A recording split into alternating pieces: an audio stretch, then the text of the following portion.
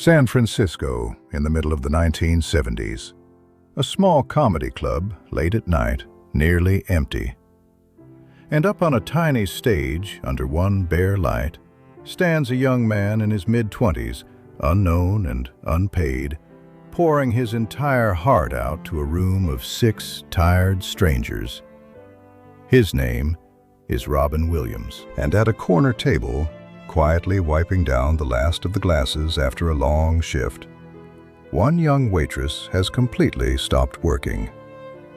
She is just standing there, watching him, the way you watch a person when something in you already knows they are going to change your whole life. Before the fame, before the movies, before the entire world knew that face and that voice, there was a broke young comedian, and there was a woman who believed in him when absolutely no one else did. And this is their story. To understand it, you have to understand just how far from famous Robin Williams was in those years. He was not a star. He was not even close.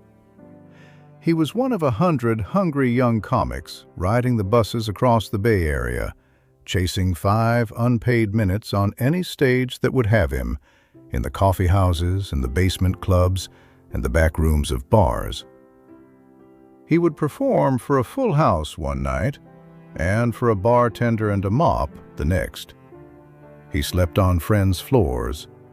He counted his coins for the bus. And every single night, he got back up on the stage. There is a kind of courage in that people forget about later, once someone is famous.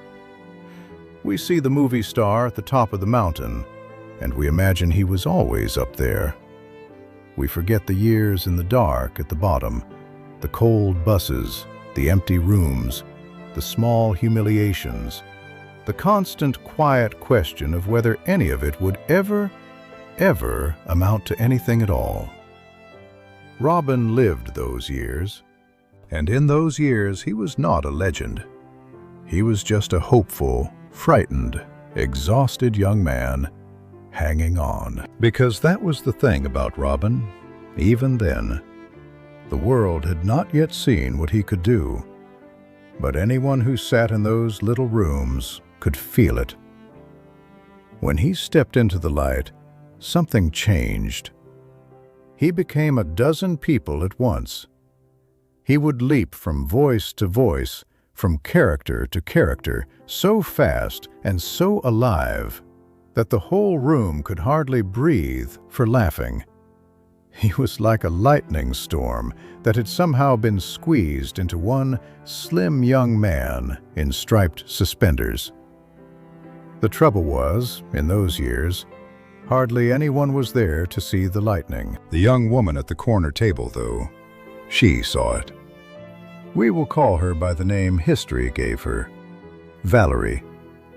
She was bright and warm and full of her own dreams, and she had wandered into the club that night almost by accident. But when Robin took the stage, she forgot the glasses in her hands. She had never in her life seen anyone quite like him. Not just funny, though he was the funniest man she had ever heard. There was something underneath the jokes, a tenderness, a loneliness, a great big heart working overtime, hiding itself inside all that noise and speed. She could not have told you how she knew it.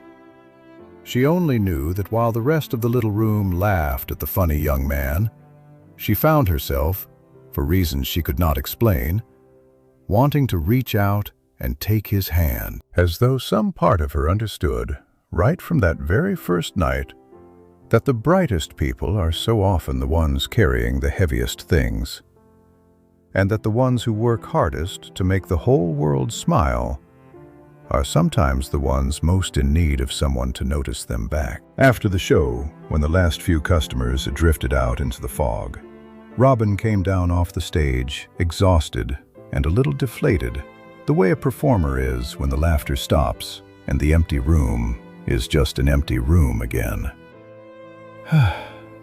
And Valerie, gathering her courage, walked over and told him, simply and honestly, that he was the most talented person she had ever seen in her life.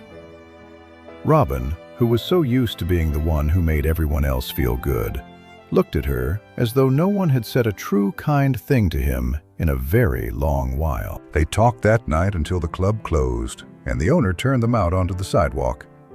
And then they kept talking, walking the cold, damp San Francisco streets under the street lamps, all the way until the sky began to turn gray at the edges. Robin, who could be 100 characters on stage, was quiet and real, and a little shy when it was just the two of them. And Valerie found that she liked that Robin, the quiet one, even more than the wild genius under the lights. That was the night, though neither of them said it, that both of them knew. The months that followed were not easy ones, and it would be a lie to pretend otherwise. Love does not pay the rent. Robin was still scraping by on next to nothing, still riding the buses, still chasing the same 5 minutes on the same small stages. There were nights he came home so discouraged that he wondered aloud whether he should give the whole thing up, whether it was foolish to keep chasing a dream that refused to look back at him.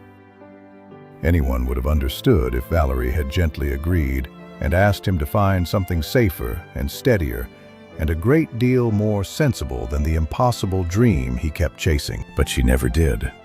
Not once. When the doubt got its hands around his throat, she would take his face in her hands and remind him of what she had seen that first night in the club, of the lightning that lived in him, of the thing the world had simply not gotten around to noticing yet. She believed in him with a fierce, unshakable certainty on the days when he could not manage to believe in himself at all. And slowly, that belief became a kind of ground beneath his feet, a place to stand, a reason to get back on the bus and try again tomorrow. She was not blind to the odds. She knew as well as anyone how few of those hungry young comics ever made it, how many of them chased that dream all the way into middle age and beyond and never once caught it. But she had made up her mind about Robin the very first night, and she was not the sort to change it. She would work her own long shifts, and she would come home tired, and she would find him low, and she would build him back up again night after night, asking for nothing in return but the chance to be there when the world finally caught on. It is a quiet, ordinary sort of heroism, that kind of belief. It does not make the news. There are no cameras for it. But ask anyone who has ever chased something impossible, and they will tell you the truth. Everyone can name the crowd that cheered them once they had made it. Only the very lucky ones can name the single person who believed in them back when the room was empty and there was nothing yet to cheer for. For Robin, that person was Valerie, and he knew it. He would say in the years that followed that a person could get used to almost anything except being believed in.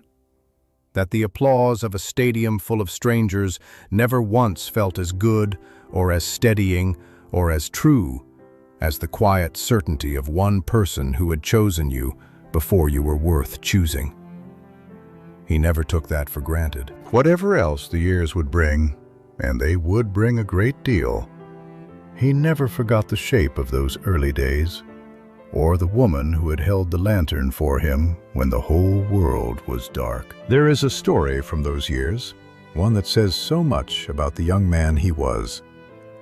On a night when he had almost nothing left, when even the coins for the bus were counted twice, Robin reportedly spent the little money he did have, not on himself, but on a small second-hand gift for Valerie, wrapped in newspaper because he could not afford proper paper. When she scolded him gently for it, for spending what he did not have, he only grinned that grin and told her that a man has to be rich in the ways that actually count. Even at his poorest, he could not stop giving. And then, everything changed. It changed the way big things so often change, all at once, when you are not looking. A chance, an audition, a strange little part in a television show, a spaceman from the planet Orc, a role so peculiar that 100 other actors might have turned it down. But Robin walked into that room and did the thing only Robin could do. And by the time he walked out, the people behind the desk had never seen anything like him. The part was his, and in a single season, the unknown young man from the empty clubs became one of the most famous people in America. It happened almost overnight, in the way these things sometimes do after years and years of nothing happening at all. One season, and the whole country knew his face and his voice, and that strange, wonderful, unstoppable spark that Valerie had recognized in a nearly empty room on an ordinary night when he was nobody at all. Try to picture what that must have felt like in the little home the two of them shared. One year, they were counting bus fare. The next, that face they both knew so well was on the cover of the magazines, on the television, in every living room in the country, on the lips of strangers who had never once sat in those tiny San Francisco clubs. The lightning that Valerie had seen alone on an empty night was suddenly lighting up the whole sky, and everyone, all at once, could finally see exactly what she had seen first. There is a small moment from those first heady weeks that Valerie is said to have loved to tell. The two of them were out walking, the way they always had, when a stranger stopped dead on the sidewalk, pointed, and cried out his name, the name of the character from the show.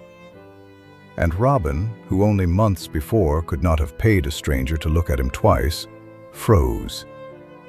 Then he turned to Valerie with a look of pure astonishment on his face, half delight and half terror, as if to ask whether any of this could possibly be real.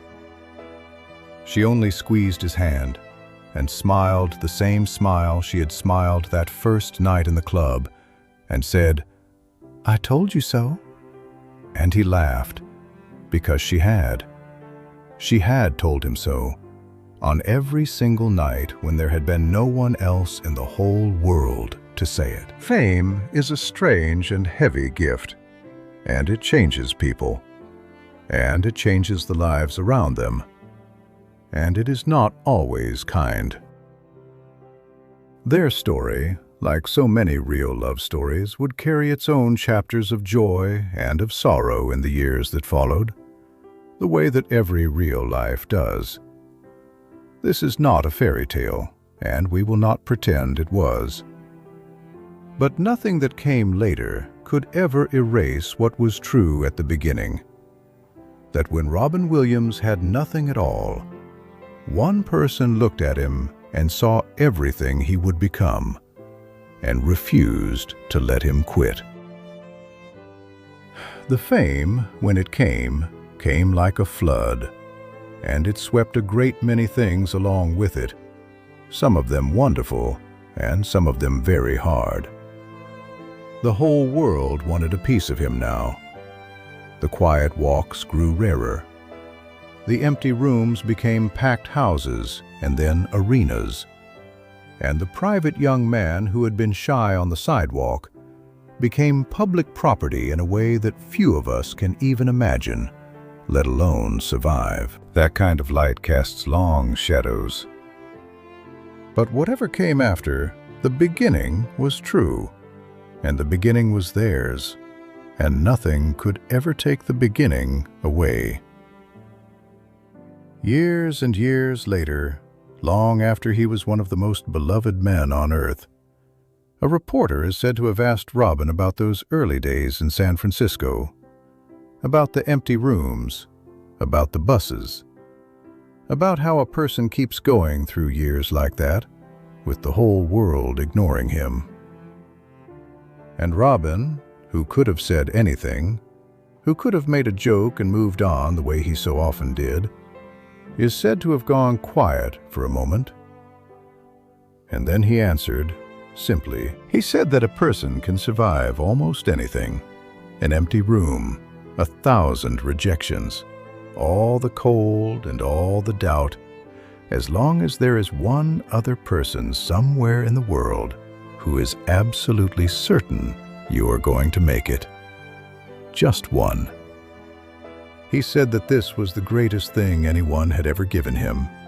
Not the fame, not the money, not the applause of millions that came later, but the quiet, stubborn belief of one young woman at a corner table on a night when he was nobody at all, who decided that he was somebody and never once let him forget it. Think about that for a moment. All of you who have ever felt small or overlooked or unsure whether the thing you are pouring your life into will ever be seen by anyone. The most gifted man of his generation, a man who would go on to be adored by millions upon millions of people all over the earth, said that the single greatest gift of his entire life was one ordinary person in one ordinary room, believing in him on a night when he was nobody. That is what belief is worth. That is what it can carry a person through. It is easy, when we remember Robin Williams, to remember the giant, the movies everyone loved, the voice that could do anything, the man who made the entire world laugh, and who carried so much of his own quiet sorrow while he did it. But every giant begins somewhere small. Every giant begins as a frightened young person in an empty room, wondering if any of it is worth it, wondering if anyone will ever see. So tonight, we do not remember the movie star. We remember the broke young man in the striped suspenders under one bare light, playing his heart out for 6 tired strangers. And we remember the woman at the corner table who set down her glasses and watched and believed. Because everyone remembers the crowd that cheers you once you have reached the top. Only the truly fortunate ever get to remember the one who believed in them at the very bottom. Robin never forgot his, and neither tonight will we.